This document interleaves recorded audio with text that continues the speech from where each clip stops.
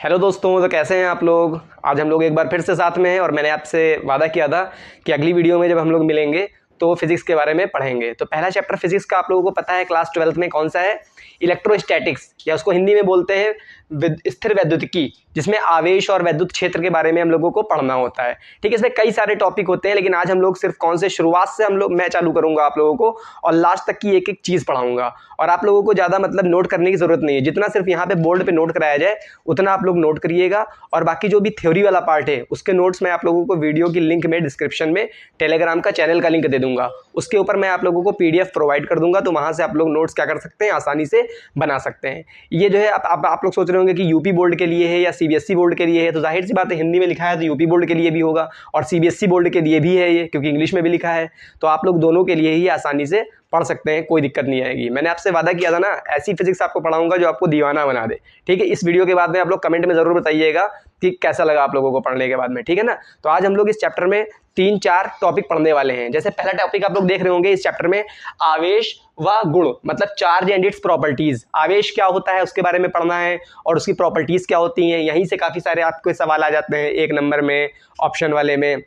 फिर उसके बाद चार्जिंग के बारे में। चार्जिंग के बारे में ज़्यादा इंपॉर्टेंट नहीं है, लेकिन अब बुक में दिया है एनसीईआरटी में, आपके सिलेबस में है तो पढ़ना ही होगा आपको। इंपॉर्टेंट नहीं है, ज़्यादा आता नहीं है बोर्ड में या सीबीएसई में, लेकिन फिर भी हम लोग जो है क्या करेंगे, इसके बारे में पढ़ेंगे। और उसके बाद में तीसरा बहुत इंपॉर्टेंट है ये कूलॉम्स लॉ या कूलाम का नियम। इसमें ये नियम क्या है, कूलाम का नियम, इसमें हम लोग फोर्स के बारे में पढ़ते हैं, जो बल लगता है दो आवेशों के बीच में, उसके बारे में।